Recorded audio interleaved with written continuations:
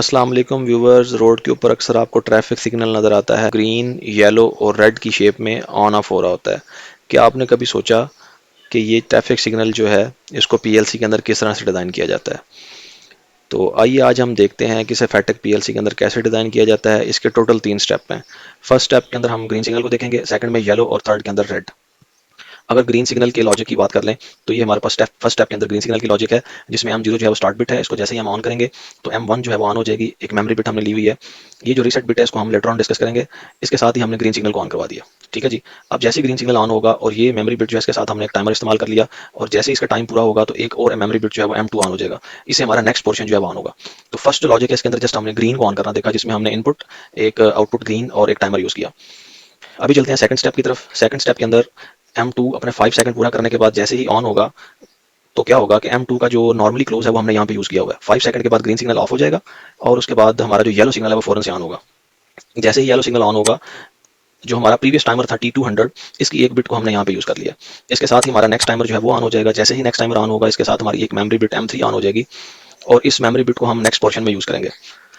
अभी जो हमारा येलो सिग्नल है इसको हमने देखना है कि ये कैसे ऑफ होगा। येलो सिग्नल हमारा ये जो नीचे टाइमर दिया गया, जैसे इसका टाइम कंप्लीट होगा इसकी हमने एक बिट को यहाँ पे यूज कर लिया है और हमारा ये जो येलो सिग्नल है ये ऑफ हो जाएगा जैसे ही T201 का टाइमर अपना टाइम कंप्लीट करेगा। ये ओपन होगा और Y1 ऑफ हो जाएगा। M3 जो है इसको हमने दोबारा थर्ड स्टेप के लिए इस्तेमाल किया है। अभी हम थर्ड स्टेप को देखते हैं उसमें क्या हो रहा है, वो यूज़ किया है। फर्स्ट जो पोजीशन है M3, इसके थ्रू हम एक टाइमर ऑन करवा रहे हैं और साथ ही हमने M3 के जरिए जो है वो एक Y2 आउटपुट ऑन करवा लिया। Y2 जो है ये बेसिकली रेड सिग्नल है और इसके साथ हमने टाइमर ऑन करवाया है। जैसे ही ये टाइम पूरा होगा तो ये क्या करेगा, हमारा पूरा जो ये साइकिल है इसको रीसेट करवा देगा। अगेन हम चलते हैं फर्स्ट स्टेप पे। ये देखें जी, ये हमने रीसेट बिट यूज़ की हुई है M4। हमारा जो लास्ट स्टेप है जहाँ पे जाके एंड हो रहा है, जो रीसेट का टाइमर है ये वाला, यहाँ से क्या होगा, हमारा जो अगेन सारा सर्किट रीसेट होगा और अगेन जो सिग्नल है वो रिवाइज होना शुरू हो जाएगा।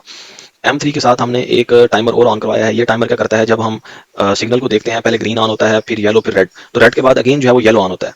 तो ये थोड़ी देर के बाद जो येलो रिवर्स ऑर्डर के अंदर ऑन होता है उसके लिए हमने ये वाला टाइमर इस्तेमाल किया और उसकी जो बिट है वो M5 है।